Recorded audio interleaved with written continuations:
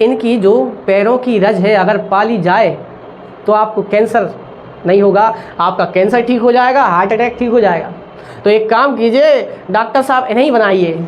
NEET scam हो रहा है, ये पक्का नीट स्कैम निकाल के आया होगा, पक्का ऐसी कहीं फर्स्ट रैंक होगी पक्का। कारण अपने आप को ये विष्णु के अवतार भी बोलते हैं।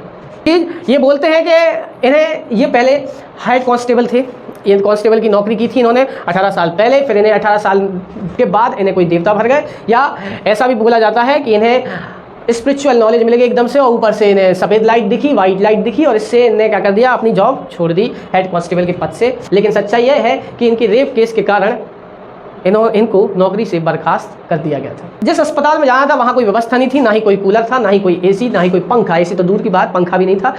सिस्टम है हमारा कि बर्फ़ की सिल्लियाँ बुलाई जा रही हैं महंगी से महंगी, ताकि बॉडी प्रिजर्व रहे, ताकि मिनिस्टर साहब दूसरे दिन देख लें।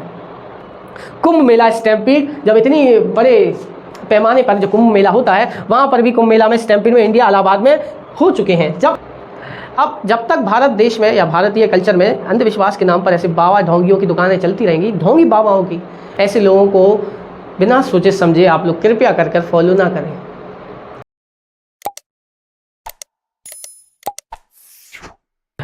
नमस्कार दोस्तों, स्वागत है आपका हमारे YouTube चैनल रैंकर्स जंक्शन में। आज हम लोग जो मुद्दा लेकर आए हैं वो है हाथरस भगदड़ का कारण। 122 लोगों की मौत हो चुकी है और 150 से भी ज़्यादा लोग क्या हो गए हैं, घायल हो गए हैं।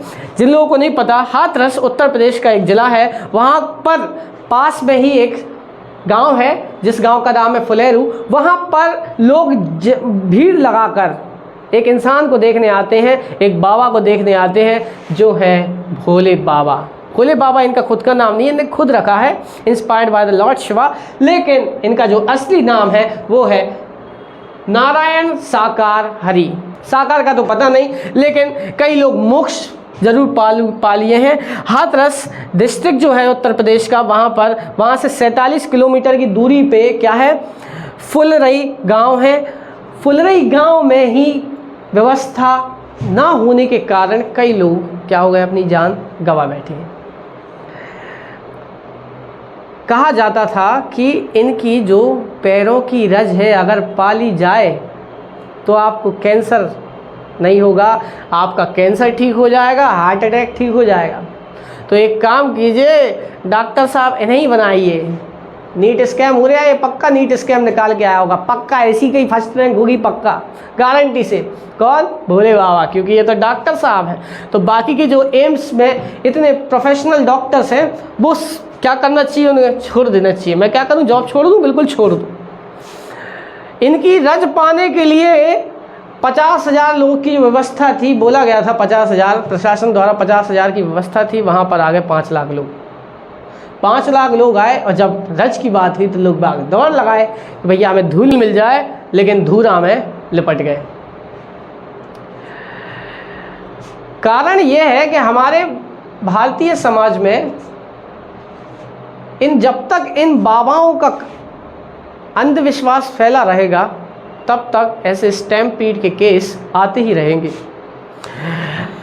दूसरी ओर इनकी जो प्रख्यातता है भाई साहब, ये जो फेमस है वो ज़्यादातर लेडीज़ों में फेमस है। कारण है परेशान ज़्यादा होती हैं, लेडीज़ ही नहीं बल्कि पुरुष जाति भी इनसे बहुत ज़्यादा प्रभावित है। और कई लोग करोड़ों में, माफ़ कीजिएगा, लाखों में लोग आते थे।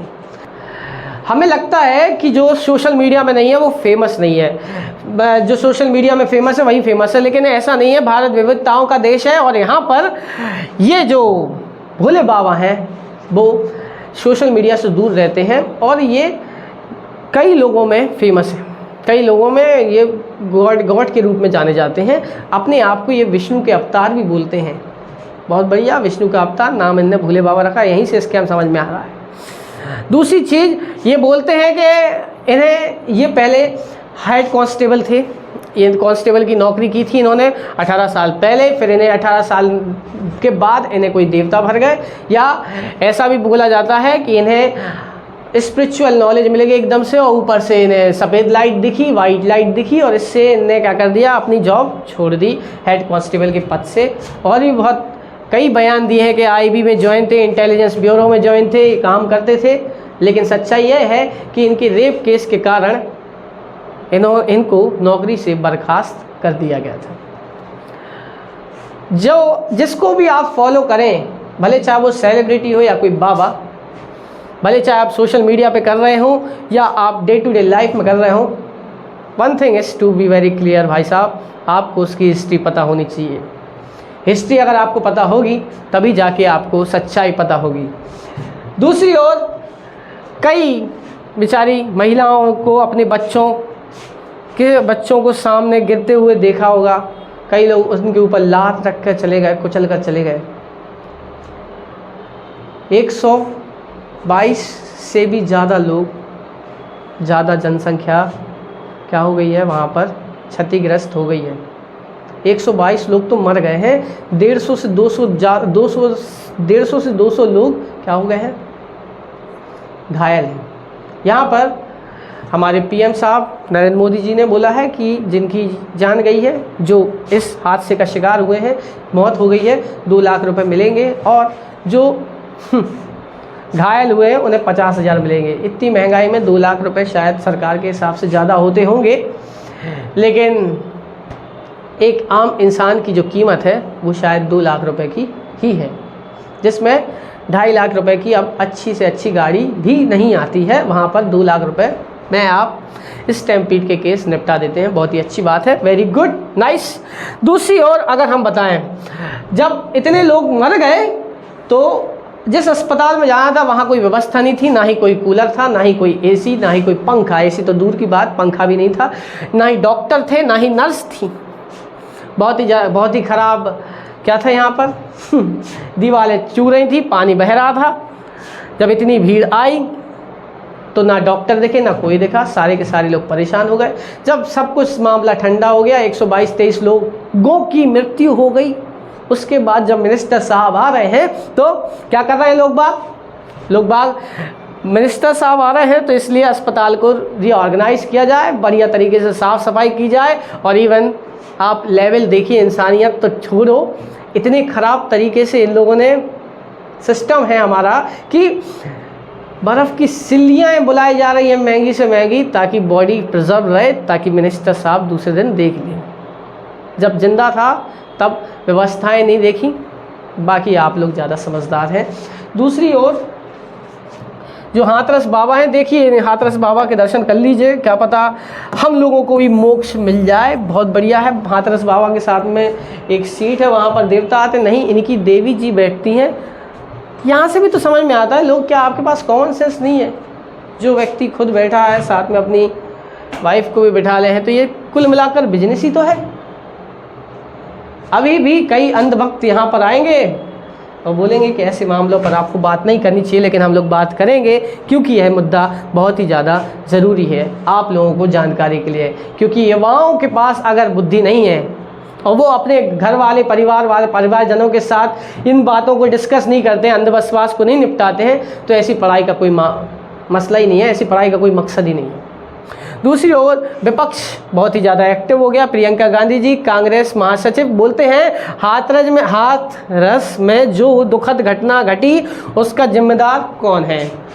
लीपापोती करने की बजाय सरकार का दायित्व होता है कि कार्रवाई करे और ऐसे हादसों को रोकने की योजना तैयार करे।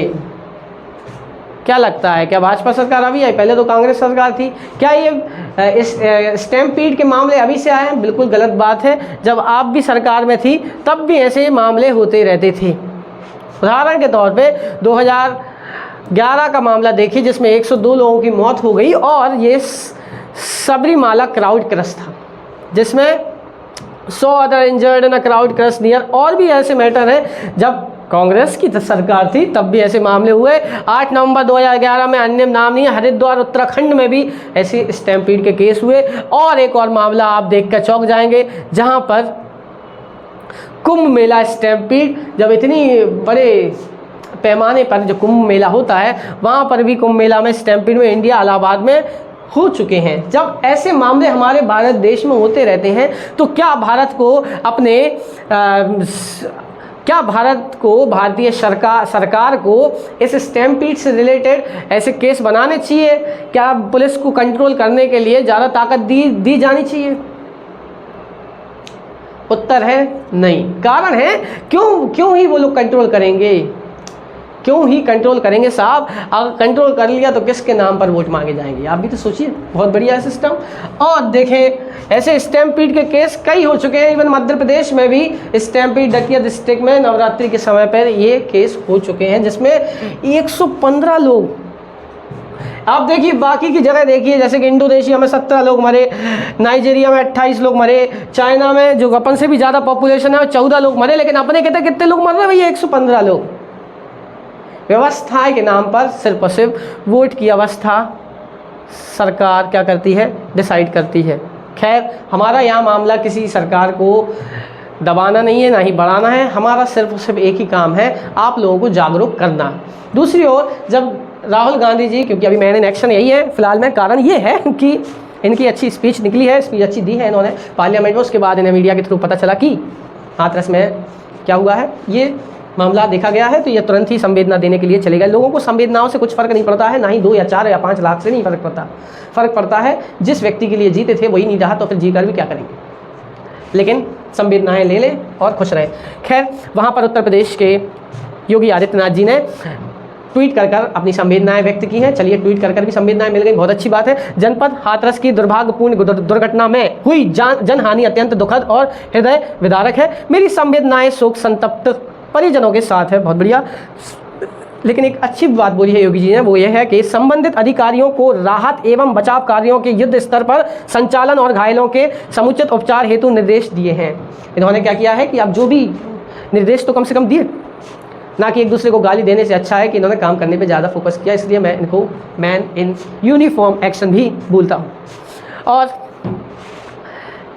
ऐसे में हम युवाओं को, या ऐसे एजुकेटेड युवाओं को क्या करना चाहिए? युवाओं एक्चुअल में जो एजुकेशन होता है उसका मेन थीम जो होता है वो क्या है?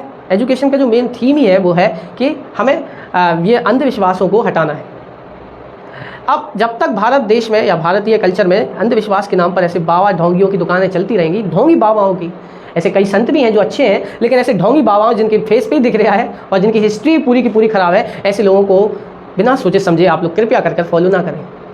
फॉलो करेंगे तो आपका सिर्फ और सिर्फ आपके एक घर में एक व्यक्ति की जो मूल्य है वो 2 लाख से भी नीचे हो सकती है।